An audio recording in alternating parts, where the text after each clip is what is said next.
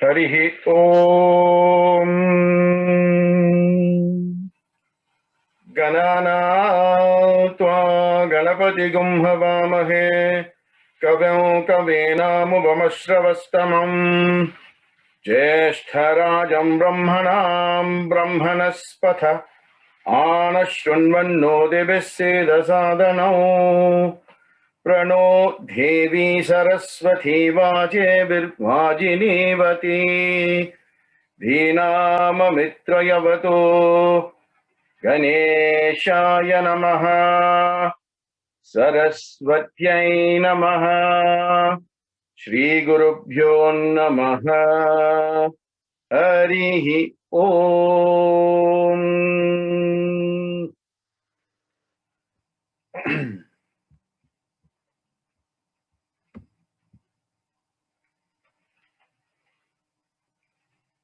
Vishwamitra Rushinam Drishtham Vishwamitra Swarupini Pranami Vyaharam Devi Gayatri Shirasa Saha Ya Sandhya Mandala Gatha Ya Trimurti Swarupini Saraswati ya Savitri Tvam Vande Vedamadaram Ya Visvajanani Devi Ya Trimurti Swarupini Gayatri Rupini Yahi Tvam Vande Saptamatrakam Om Bhur Bhuvah Suvaha Tatsaviturvarenyam Bargo Devasya Dhimahi Diyo Yona Prachodayat Harihi Om Tat Sat Sri Maheshwari Arpanamastu. Sai Ram, and welcome to another session of basically understanding our own religion, right? So the first thing I want to say is, a lot of people mix.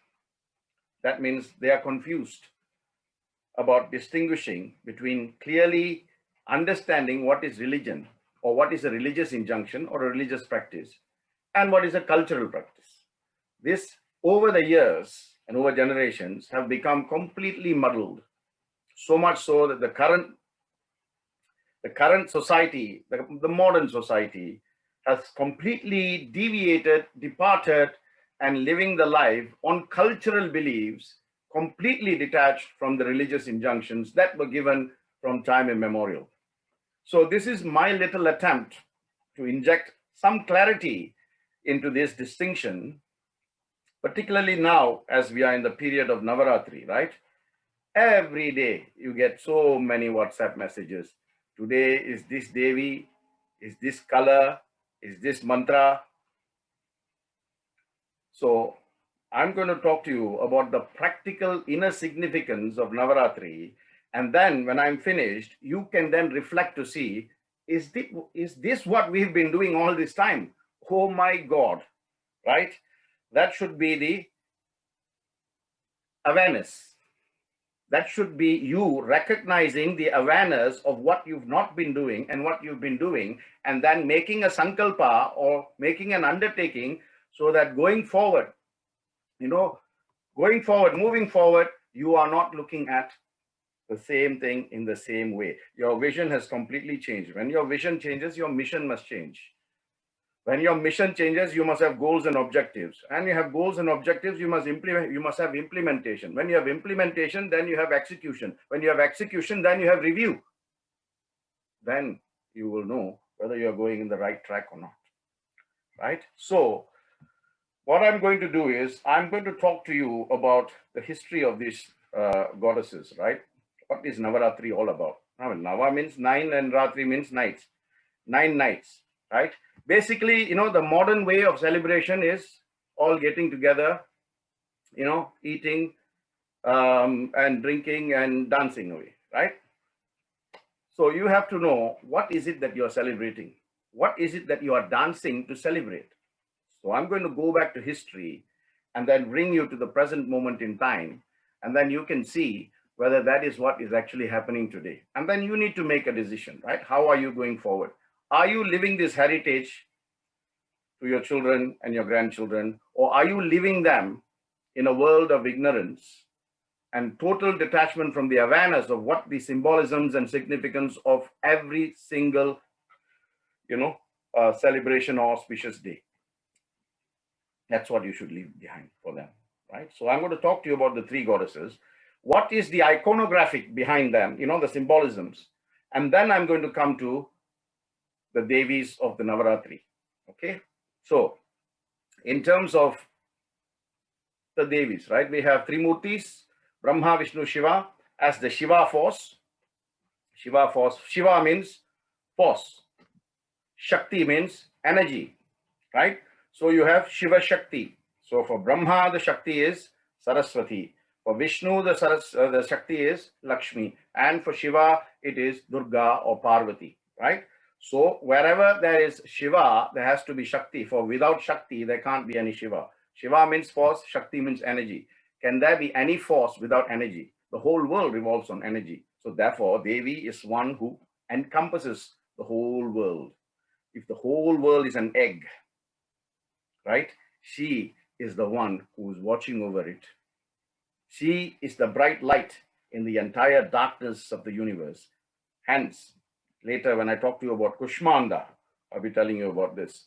So let's talk about the three Devis first, right? The three energy forces or energetic forces of, just like every child has a mother and a father. Likewise, when you talk about the, Nitguna, there's no form.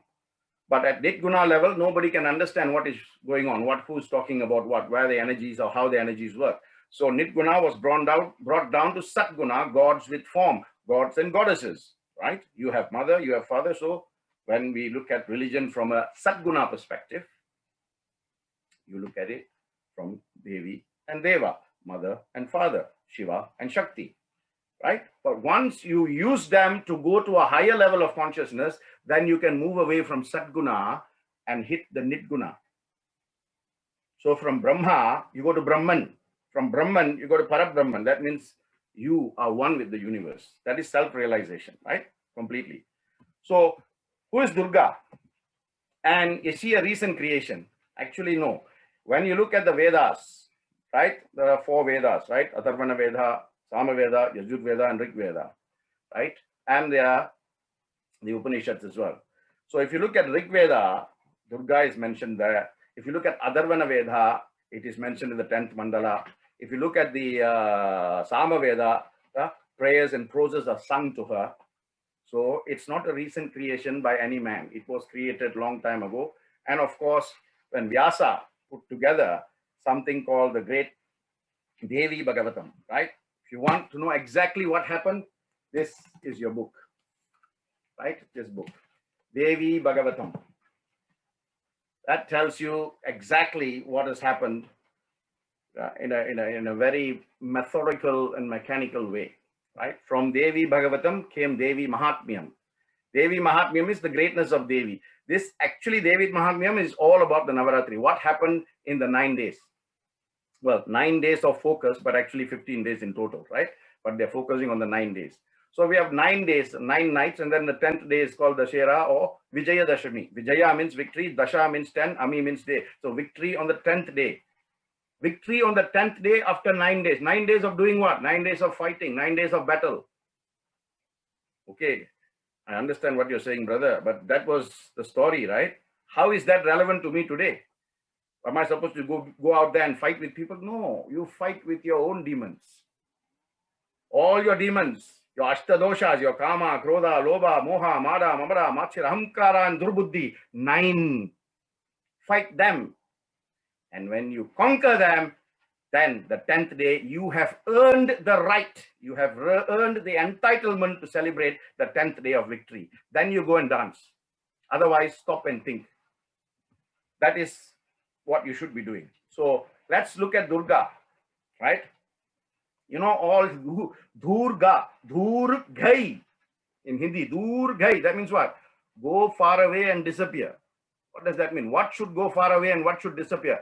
All your negative qualities. That is why you pray to her. She's called Durgai Devi, you know, just like you are all over the universe. Let all my negativities go far away and disappear with you as the primary force of focus.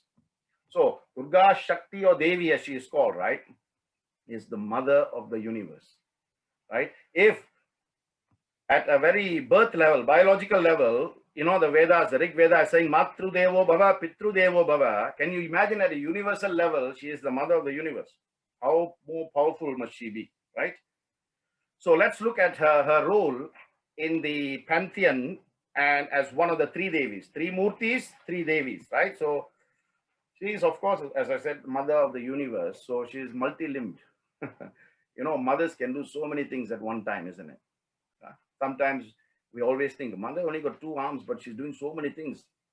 So Durga is always pictured between 8 and, of course, you know, 18 arms, 8 to 18, right? So if you look at Gayatri Devi, she's called Dashayudha Devi, right? I mean, she's got 10 arms, right? She's also called Triambake because just like Lord Shiva, she's also got 3 eyes. One is the eye of the universe. Left eye represents desire. Right eye represents action. Middle eye represents wisdom, knowledge. So when you pray to her, when you look at her face, pray to her, ask her, make my right eye represent desire, desire to merge with you, and make my, you know, right eye is action, left eye is desire. Let the left be directed by the right to focus on the center. Finish. Simple. Every time you look at her or a form of her, that's what you should be saying. So let me now go into the iconography. The iconography. What is the significance of all the weapons? You look at Durga, she's got so many weapons, isn't it? Right? The weapons at a battle level are weapons, but at a life level, they are tools. Tools that you should use.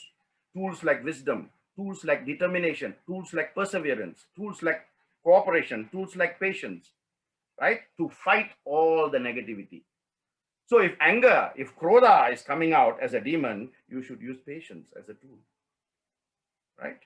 So this is how the language of the gods in the symbols talk to us and say, hey, what are you doing?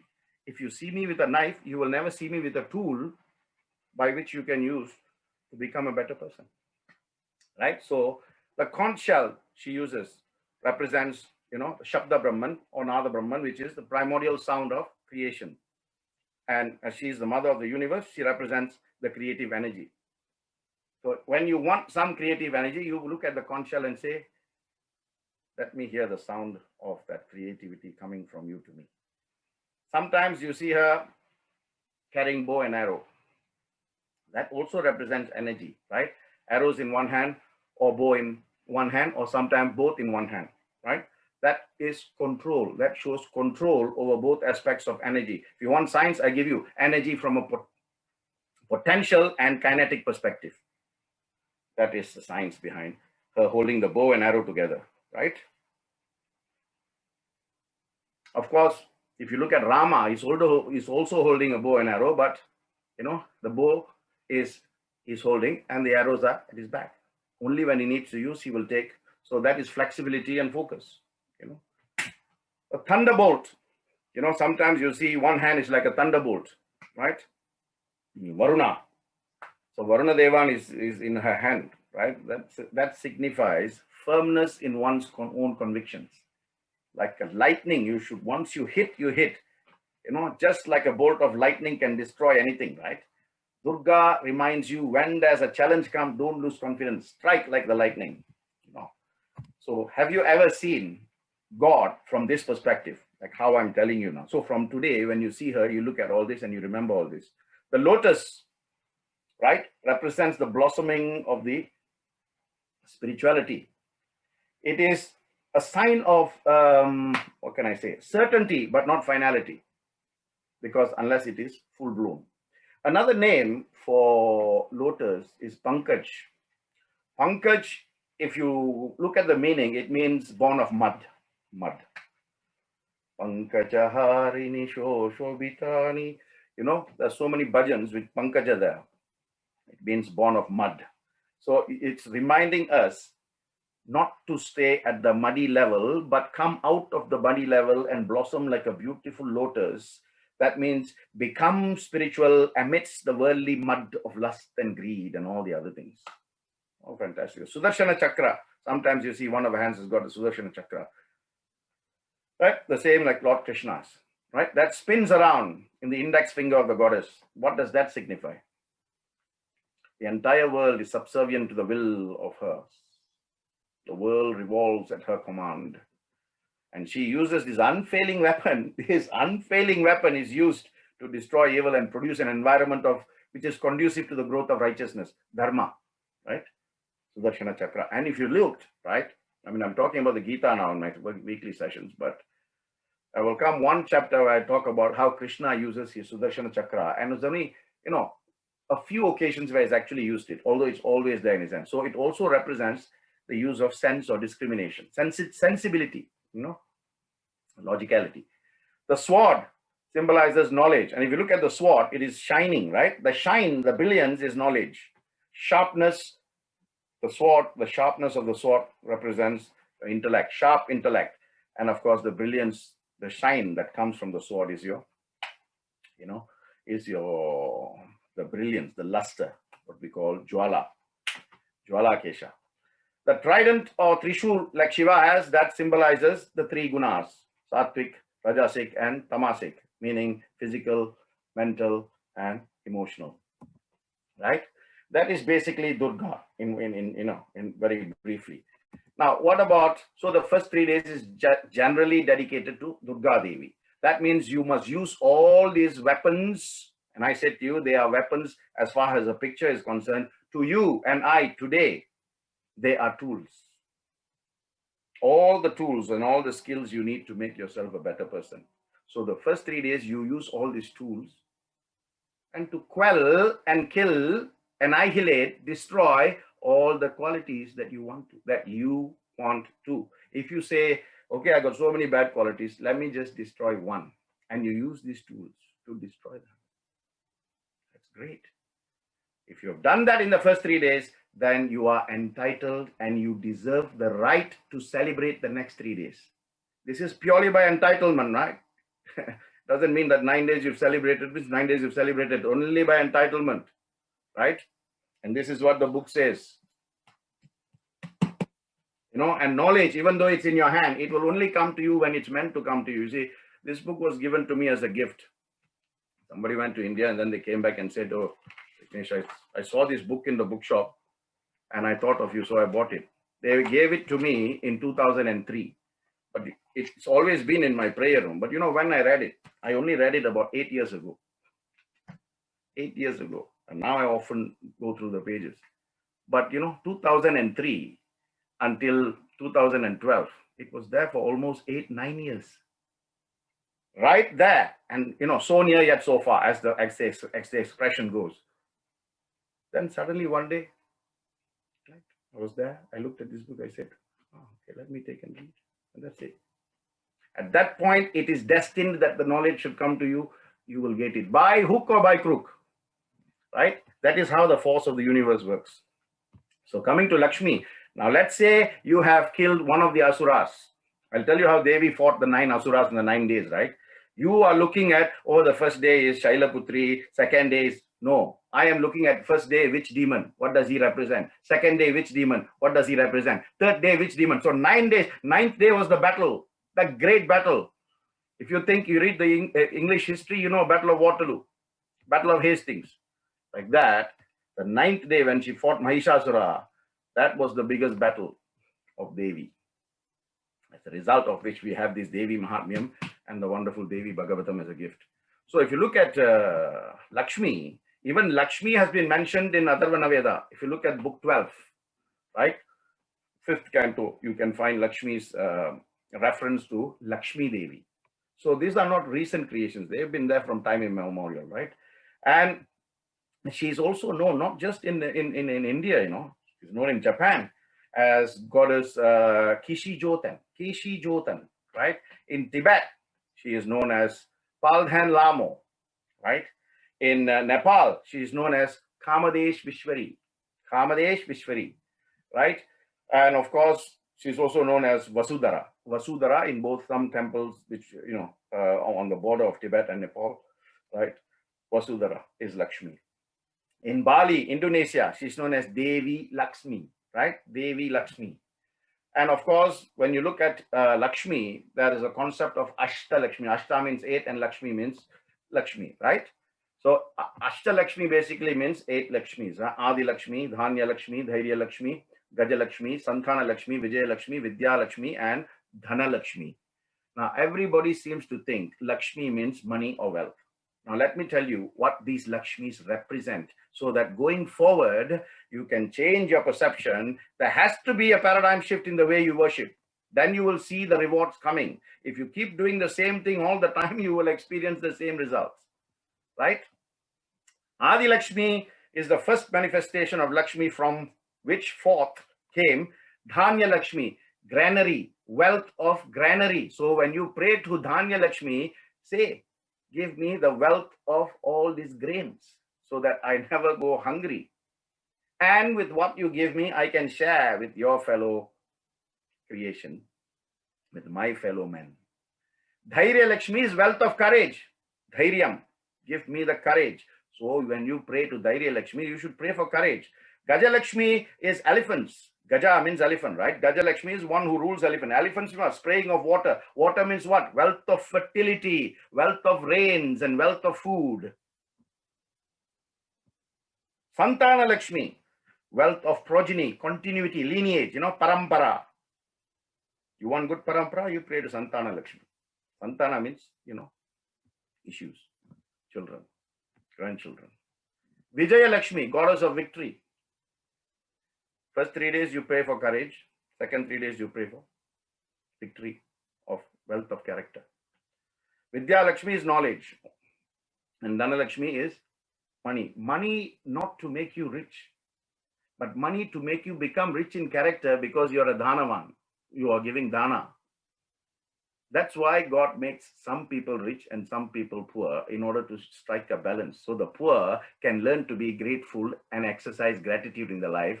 And the rich can also become grateful and gratitude by giving to the poor and the needy. So you see, there is a balance. That is the concept of Ashta Lakshmi. So the next time you look at these Lakshmis, don't think in material terms. Think in the symbolic terms. What do they represent from a scientific perspective, right? So Devi has 4 hands. Lakshmi has 4 hands. She is Chaturbhuja. She has 4 hands. The 4 hands represent, at one level, it represents the Purusharthas. Dharma, Artha, Kama, Moksha. Dharma means pursuit of ethical and righteous life, on the basis of right conduct. And Artha means pursuit of wealth, but from a right conduct. All wealth must be accumulated through dharmic means. Kama is the conditioning of desire. That means you must control your desire. Only when you control your desire can you reach the 4th one, which is moksha. So the first 2 work together, dharma and artha, and kama and moksha work together. You must accumulate wealth through dharma, artha, and live your life righteously. Then, if you learn to control kama, which is desire or lust, then you will get moksha. Fantastic, isn't it? 4 hands. Just a painting of her with 4 hands can tell you so much.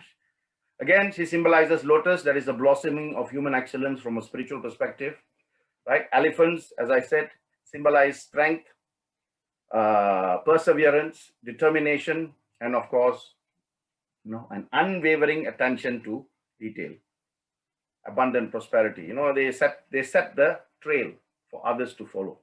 Some pictures you will see that Lakshmi has got an owl, right? Owl. That's why one of her names is Ulkamukhi. Ulkamukhi means one who's got an owl beside her. Now, of course, owls represent wisdom, right? They represent age-old wisdom, but they also represent one who is awake in the night. Night here is ajnana, or darkness or ignorance. One who is awake means the spirituality is being awakened even in the darkness of ignorance. That is the symbol of the owl, right? The kalasha, sometimes you see her with kalasha and the kalasha is, tipped over and gold coins are coming out or whatever, money and so on and so forth, right? That represents the manifestation of wealth through the sacrifice of qualities, good qualities. When you get more and more good qualities, Devi will give you the wealth that you need in order to rise above normality, right? Face and hands represents compassion. Of course, one hand is always pointing like this, surrender. The other hand is, abhaya mudra, why fear when I am here, right? And of course, whether she wears green or red or yellow or gold sari, it represents prosperity and wealth, right? Most of the time she's seen in green, which is wealth of nature. Then we come to Saraswati. Saram itihi swathi. Saram means essence. Swa means me, self. So Saram iti swati means what is the true essence of myself. That is what Saraswati represents, right? Right, let's go into Saraswati. What does she represent? Again, she has been mentioned in Rig Veda, chapter 2, chapter 7, chapter 9, she has been made reference to, right? She is the mother of all rivers. That means water. That means something that can sustain you throughout life. And what will sustain you in life here and then in afterlife? Knowledge. Knowledge of what? Atma Vidya. Okay. So Rig Veda has spoken of her. The Upanishads have spoken of her. Dharma Shastras have spoken of her. So there is plenty of place where there is reference. Right? Chapter 10 of Rig Veda purely refers to her as Meda Devi. In fact, there is a sukta called, Meda Suktam. Meda Devi Jushamana na aga Tiswati Badras Sumanas Yamanaha. That is the queen of knowledge, the pinnacle of knowledge, right? She is the possessor of all knowledge, right? If you think Brahma is the creative force of creation, then the creative force behind all forms of knowledge and art is Devi Saraswati, right? Again, Saraswati is not confined to, the borders of India. She's known in Myanmar, she's known in Japan, what is she? Thaye Thadi in Myanmar or Burma, as it was known. In Japan, she appears as Benzaitan, right? In Cambodia, she's known as Vagiswari or Bharati, right? In Thailand, she's known as Surat Savadi, what? Saraswati, right? Surat Savadi, Thailand, right? Indonesia, she's known as Devi Blajar. That means Blajar means goddess of knowledge, right? Saras, Devi Saras, right? In Tibet, she's known as Yang Cheng Dolma, right? In China, she's known as Bian Chai Ten or Guan Yin, Guan Shi Yin Pu Sha, right? This is, you're most welcome to do your own research and you will see what I'm telling you is actually true and existing, right? So she is Vaak Devi. Vaak means power of speech. So every time you want to say something, right, just imagine her and say, speak through me. Let you flow through me. Vaak Devi means the flowing one. So everything, knowledge should just flow out of you smoothly. She represents the union power of intelligence in creation. So creative intelligence is what Saraswati is all about, right? Whatever you want to learn, the moment you propitiate Saraswati, Vani, she will be there. Hamsa, her swan, right? So she is wisdom personified. When you have wisdom, with that wisdom, intelligence is the servant of wisdom. And when intelligence is at its peak, the mind becomes the servant of the intelligence. Mind becomes servant of intelligence. Intelligence becomes servant of wisdom. Who's the boss of wisdom? She is. And she grants you grace, anugraha, that's it. Finish. You have gone from one level of manusha to a level of purusha, right? Such is the splendor and devotion of Saraswati when she is pleased with you. 4 arms, right? Immanence, transcendence, omnipotence, omnipresence. 4 arms, right? She, there 2 arms in front, 2 arms at the back. 2 arms in front means activity in the material realm, and 2 arms at the back means activity in the spiritual realm. That means I give you knowledge here in this world for you to transcend and come to the spiritual world. The four hands also represent manas, the mind, buddhi, intellect, ego, ahankara, and consciousness, chitta. Four hands. And of course, what does she hold in her hand? She holds a veena, right? What's a veena? The veena is an instrument. Have you ever seen people who play the veena, what they do for 10 or 15 minutes? What do they do with the veena? They will tune it. They will tune, listen, until it is perfect for them to play a number. And then after they've played the number, right, they will tune it again. What is the message when you see Devi sitting with the veena? The message for you is, let her tune you to perfection so she can play you like she plays the veena so beautifully. So you must surrender yourself to her and give yourself to her so she can tune you. To tune you to perfection. That is the symbol of the veena. So every time you see Saraswati with the veena, say, make me your veena, tune me to perfection. Then let me hear you play me. She holds scriptures or books that represents truth, satyam, or Atma Vidya. The Japamala represents, on one hand, you see sometimes she holds a rosary, right? That's discipline, concentration, and meditation. Japa means to repeat. Ma-la means to remove dirt. So by constant repetition of the name of God, you are removing the dirt. What sort of dirt? The dirt of all bad thoughts, bad words, bad deeds, and all those kind of things, right? She's always depicted in white. White represents purity. Purity of what? Not your personal self, not your body, not your mind, but your soul, your Atma. It's telling you, every time you look at Saraswati, it's telling you your soul is pure. Tag your soul and become related to the soul, not living in this world at the complete, behest of your soul. You're completely ignoring your soul, right? Again, you see all three Devis have lotus. Lakshmi sits on the lotus. Durga has a lotus in one hand. And of course, Saraswati also has lotus. Blossoming of human excellence. You see the lotus where it blossoms, right? There's a tall stalk and then it's beautifully there, but surrounded by all muck and dirt in a very, very unhealthy or unhygienic waters or pond or pool or lake or whatever, right? So amidst all the negative influences, you should come out and beautifully blossom like a lotus. That is Saraswati Devi, right? Sometimes she has a peacock. Peacock represents two things, right? One is beauty, the other is arrogance. Right? When God gives you beauty, you must not become arrogant. That is the symbol of the peacock. See, peacocks can also represent vanity and indecision.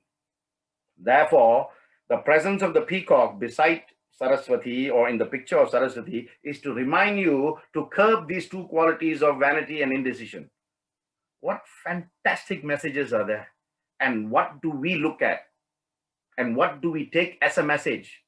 This is the moment of reckoning for you, right? You have to change the way you look at the pictures of gods and goddesses. Only then the jnaana in you will start to blossom like the lotus. Otherwise, the lotus will be just closed. It's a bud.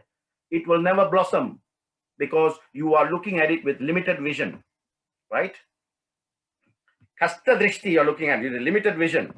You have to look with purna drishti, then you'll find it, right?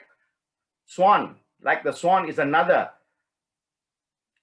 The swan is the only thing that can put its beak into dirty waters and have the power to actually only sip out the cleanest water.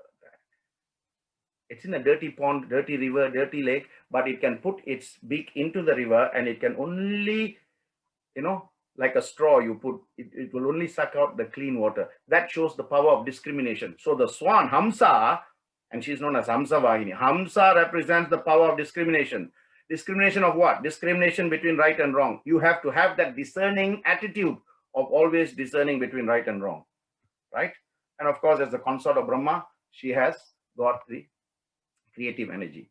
So Durga, Lakshmi, and Saraswati are all representing different aspects of energy. Now, let's come to Navaratri. Nava means 9. Ratri means nights. It's just not the 9 nights that is important here. It is, this whole thing is a correlation to the devolution and evolution of the energies of creation, preservation, and destruction. For example, 9 nights you say, I say 9 Navagrahas.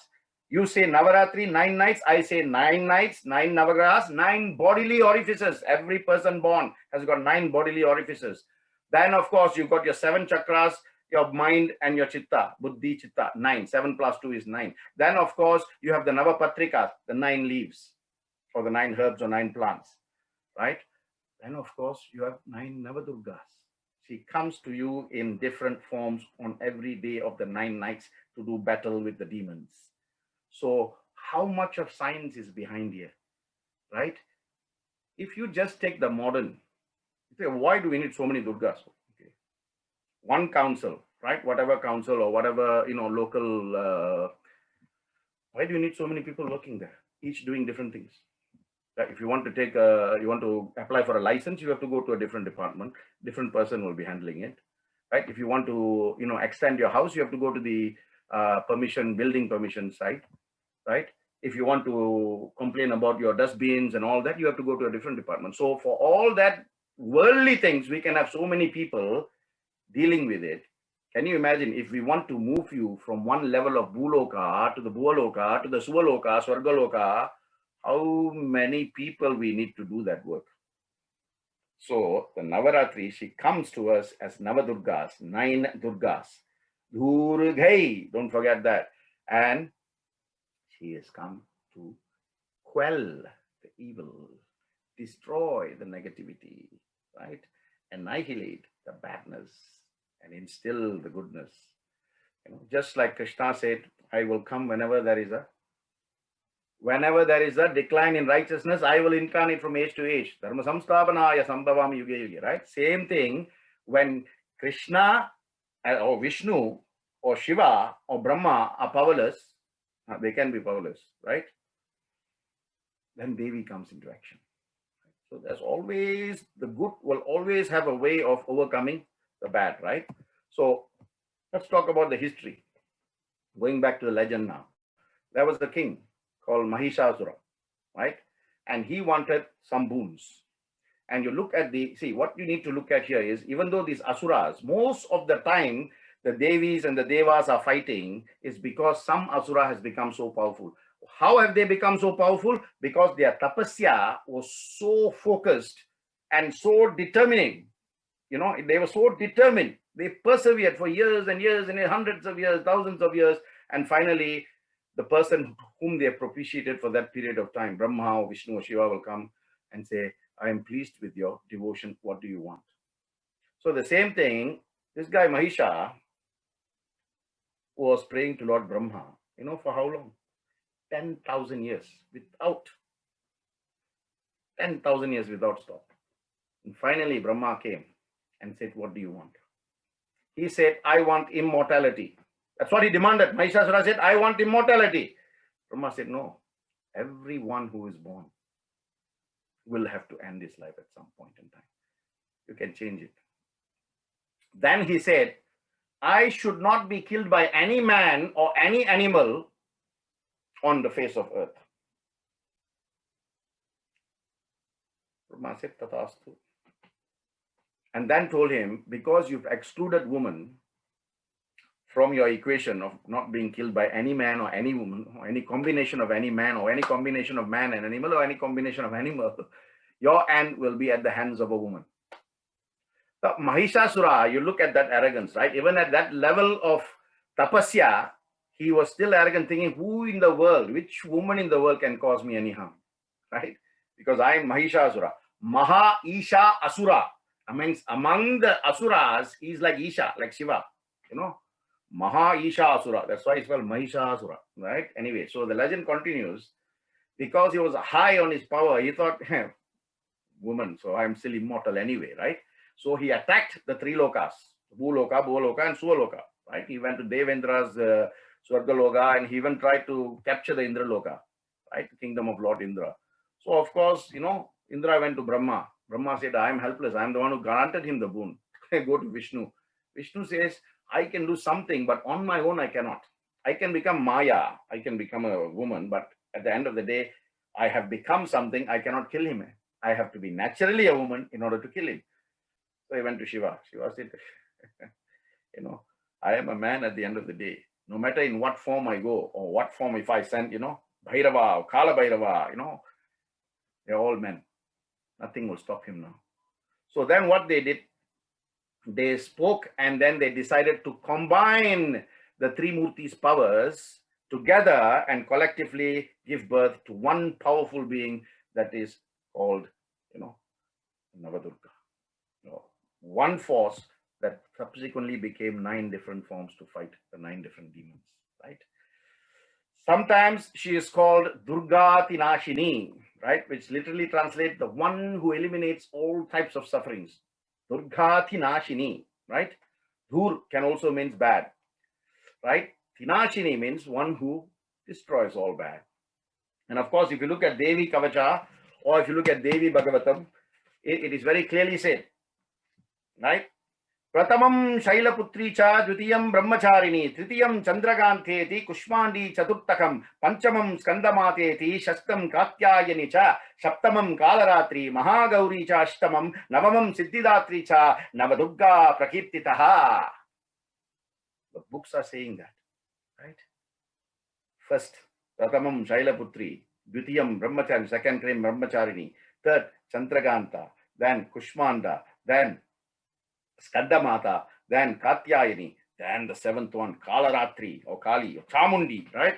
Then came Mahagauri, and then Siddhidatri. Now, they have covered, right, all the 9 nights. Now, they have to empower the Durga. So, all the Devas came. Now, this new force is there, Devi. Now, let's call her Durga Devi, right? Mahishasura Mardini, as she is known after she kills, right? Agni came and gave her an axe, Agni Deva. Vayu, the god of wind, gives her a bow. Kubera, the god of wealth, gives her a mace, Gadam, right? Changa Chakra Gadadari, right there, Gadam. Varuna, the god of water, gave her a conch. Lord Shiva gave her his trident. Himavan gave her a lion to use as her vehicle. Lion, why? Because the lion is the king of the jungle, right? Surya, sun god, gives her arrows because who gave her bow? Vayu has already given a bow. Vayu give a bow. Can you imagine the force of that arrow if it's released? That is the wind. Can anything beat the wind? No. So even the gods have given her the right sort of weapons to fight the demon. It is fantastic science. What they use to kill the evil is fantastic science, right? Don't look at it as a battle. Don't look at it as a weapon. Look at it as the intelligence, the tool of intelligence that is used to defeat this evil. Kala, god of time, gave her a sword. Vishnu gave her his discus, Sudarsana Chakra. So she was empowered by all the devas with their own. Indra gave her his thunderbolt, Vajrayudham.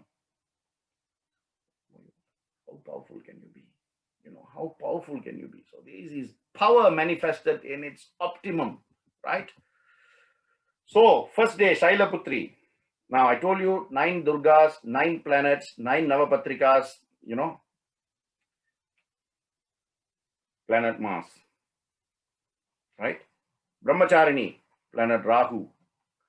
Chandraganta, planet Jupiter. Kushmanda, Saturn. Skandamata, Mercury. Katyayani, Ketu. Kalaratri, Venus. Mahagauri, Surya, Sun. And Siddhidatri, Moon. With the respective colors of the planets. Right? So what you see in this internet, this Devi, this color, all that, right? Is not accurate. Right? Some information is correct, but some are inaccurate, because if you take 2 or 3 sources and you'll see the colors are not right or the planets are not right. So if you want to do research, go to primary sources of information like this. The internet is not accepted as an academic research tool, by the way, right? So if you only use internet to do your research, then my friends, you're not doing proper research. Research primary sources of information and secondary sources of information. That's the pure, reliable research that you can do, right? And all these 9 names have been chanted in this, the Devi Mahatmyam, the Devi Kavasam, right? Devi Stutis, all known together as Devi Kavasa or Chandipat, Chandipat, some people call it Chandipat. Devi Bhagavatam talks about all this. So let me now take you to the battle, the 9 days of battle. The first day, Shailaputri. Who did she fight? She fought Shumba. Shumba and Nishumba looked at Devi and said, we want this person. We want to marry this person and live with this person. This is curtailing desires, right? Curtailing lust, right? So Shailaputri came, and she is Shaila. Shaila means mountain, right? Some bhajans you have the word Shaila, then Shailagiri Ishwara, Uma Maheshwara, that one. Shaila means mountains, right? Mountain means peak. So what must be at the peak? Your spirituality must be riding at the peak. So when you look at Shailaputri, she's actually telling you, don't look at me, Shailaputri, who fought the demon Shumba. Look at me as the peak of spirituality. I am Shailaputri. So when you want your Shailaputri to come to you, you must be at the peak of divinity, peak of spirituality. So first day, Shailaputri defeated Shumba. Second day, Brahmacharni, Nisumba came. Sumba's brother, Nisumba came. Oh, you killed him. So Shailaputri, Brahmacharni went. Brahmacharini. Brahma means one who is the continuing force of creation. So Brahmacharini means one who can practice devout austerity to merge into that one that is never ending, right? So Brahmacharini, that is the significance of Brahmacharini. She fought Nisumba and defeated him.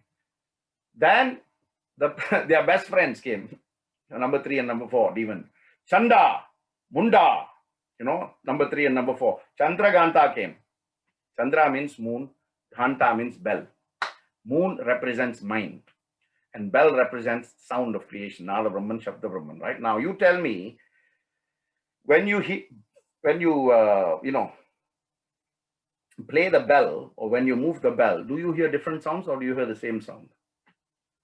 You only hear the same sound. A bell only makes a single sound, That depends on the weight and all of that, but it makes a sound. You hear a bell, you'll know that's the sound of a temple bell, right? That's Ganta, right? Moon represents mind. What should be ringing in the same level of consistency and equanimity is equal-mindedness. That is the meaning behind Chandraganta. She fought Chanda and she defeated him, right? 10 hands, 3 eyes, weapons in her hands. He is the apostle of bravery and possesses great strength to fight in any battle against any demons. Kicked Chanda out. Then Munda came. So Sumba, Nisumba, Chanda, Munda, the 4th day. Kushmanda. As I said, Anda means egg, isn't it? So the universe is like an egg. And of course, if you go into space, it's completely dark, right? And Kushmanda means one who can illumine an entire sphere of darkness, right? So she is, of course, depicted with various weapons and all of that, 8 or 10 hands sometimes. But like I said, you shouldn't look at the picture and understand the picture as it is being seen. You should look at the inner message. They say a picture paints 1,000 words, right? Kushmanda.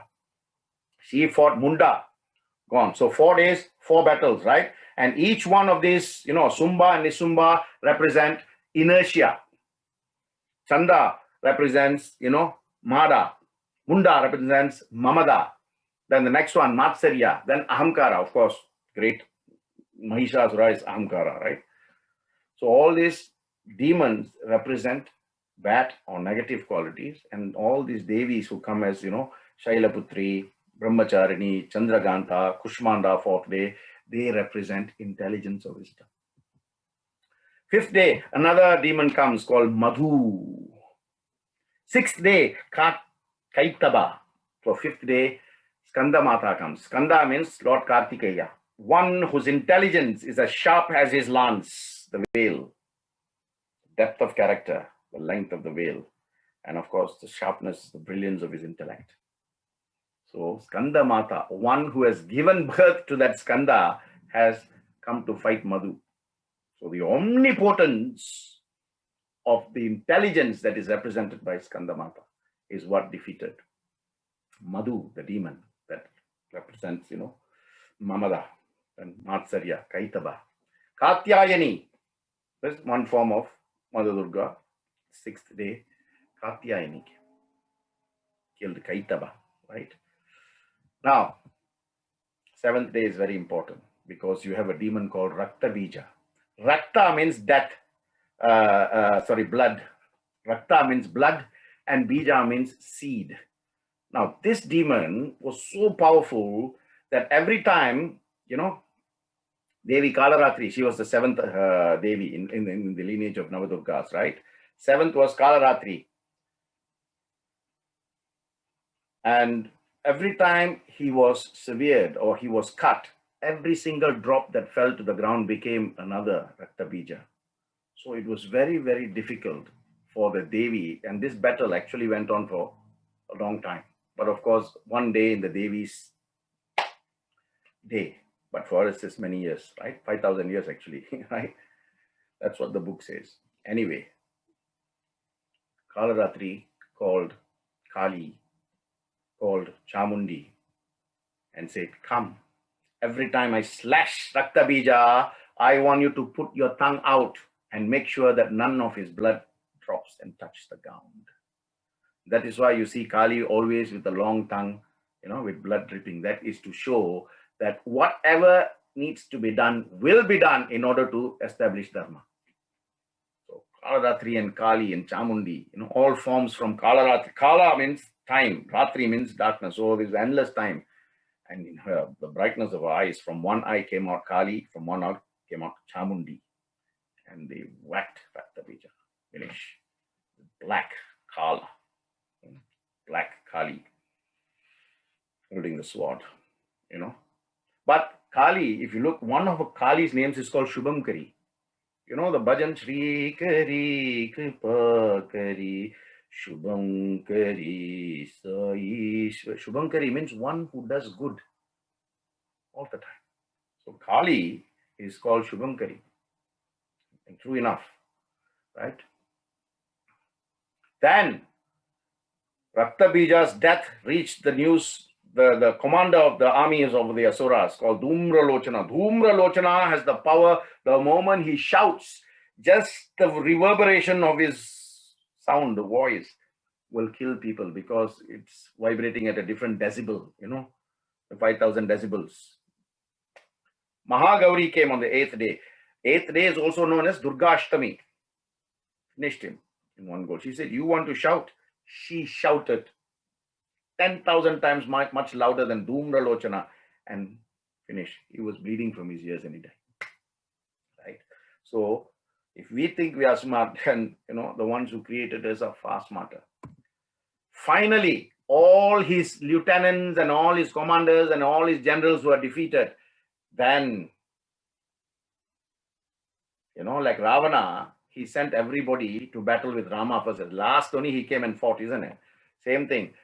Mahishasura all this time was telling, okay, Sumba, you go fight. Nisumba, you go and fight. Chanda, you go fight. Munda, you go and fight. Madhu, you go fight. Kaitaba, you go and fight.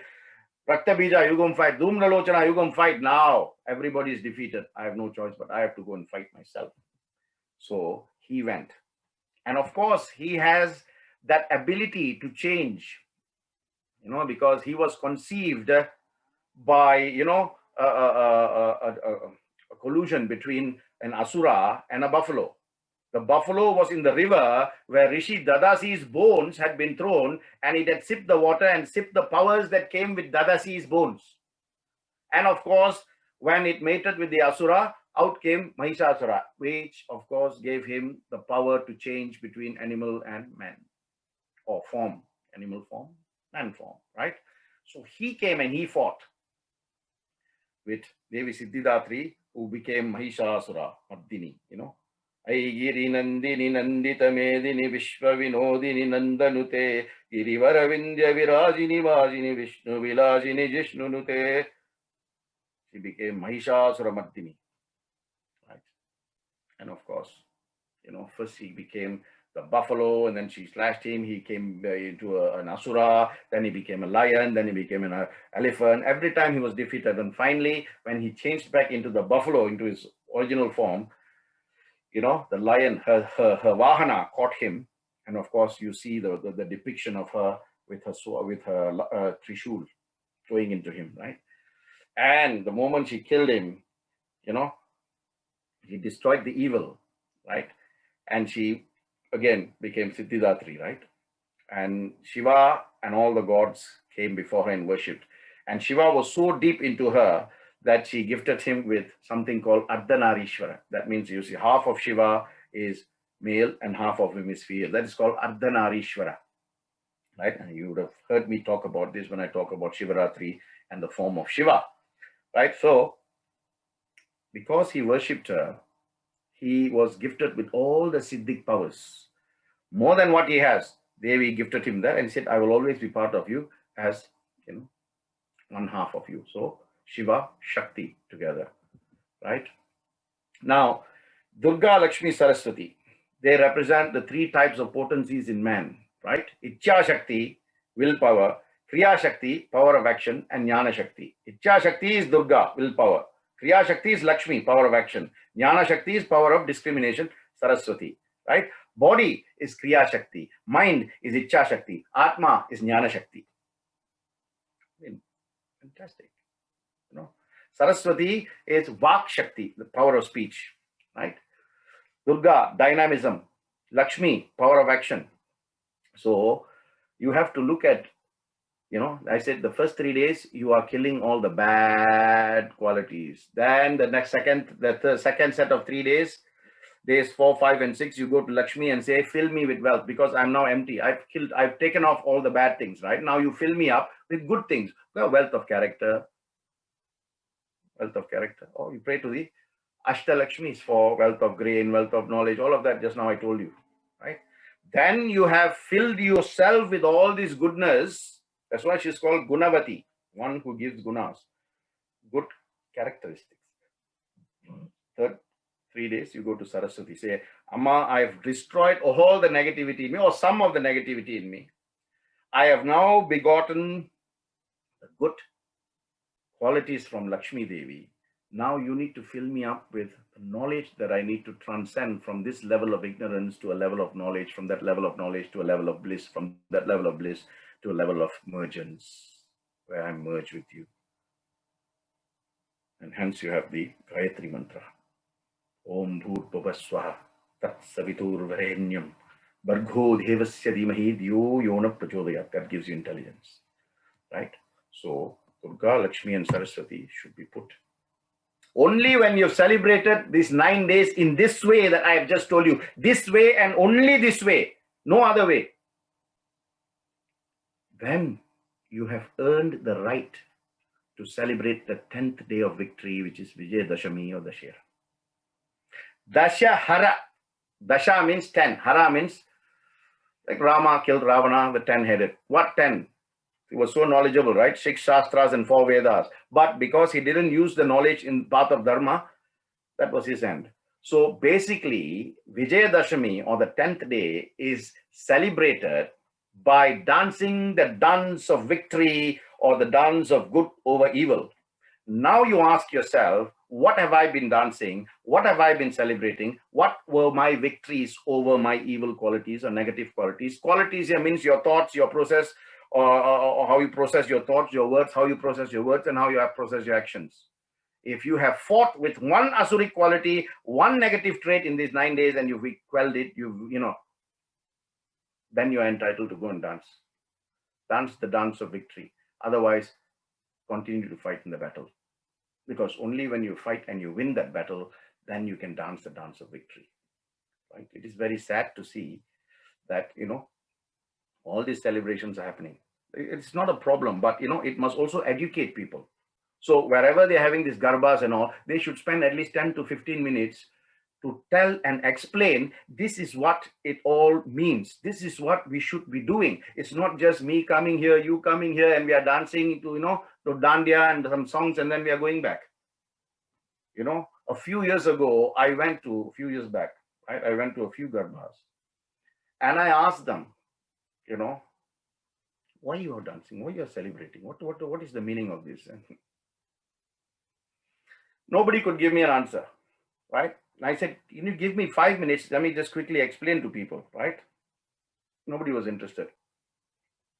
So this is like me, you know, I had the book with me for 10 years. I never got the knowledge. Then when it was time, it came to me, even though it was with me, it only came to me at a time when it's supposed to come to me. So I thought, okay, fine, I've done my part. The process of knowledge is very slow to people who keep pushing it off.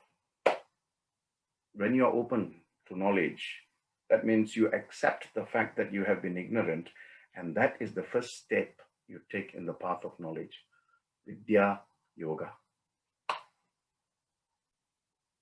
Dance the dance of victory when you have killed an asura.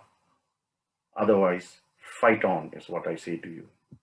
So it's not how, you know, it's not important how far you've come. It is only important how far you are yet to go. That is critical. That is very critical. Not important how far you've come, but how far you are yet to go. That is crucial.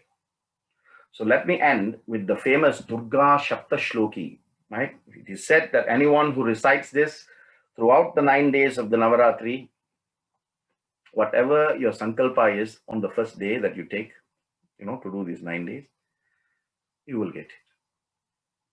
No doubts about it. But what you ask for is also important, isn't it? You must have the intelligence to ask for the right thing. If you ask for the wrong thing and you get it, you will not know how to handle it. Okay. Harihi Om. Asya Sri Durge Shapta Shloki Mahamantrasya Javaparayanam Hamadya Karishye.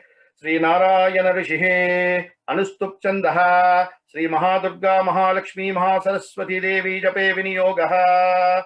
Harihi Om Jnani Namapi Chetamsi Devi Bhagavati Hisa Baladakrisya Mohaya Mahamaya Prayachyate Durge Smritamati Mashi Shiganto Swaste Smritamati Mativa Shubham Dadasi Daritya Dukabhayaharinikat Badanya Sarvopakarakaraय Sadatta Chitta Om Sarvamangala Mangalye Shive Sarvartha Sadhake Sharanye Triambake Gauri Narayani Namostuthe Sharanagata Dinatta Paritranavarakane Sarvasyati Hare Devi Narayani Namostuthe Sarvaswarupe Sarveshe Sarvashakti Samanvite Vayevyastrahino Devi Durge Devi Namostuthe Roganasheshana Pahamsha Tushta Rushta Kaman Sakalanabhishthan Tumashitanam Navivannaranam Tumasetham Sayantham Prayanti Om Sarva Bada Prashamanam Trilokyasya Akhileshwari Evamev Tvaya Karyam Ashmadvairi Vinashanam Asya Sri Durge Shapta Shloki Mahamantrasya Javaparayanam Samaptam Harihi Om.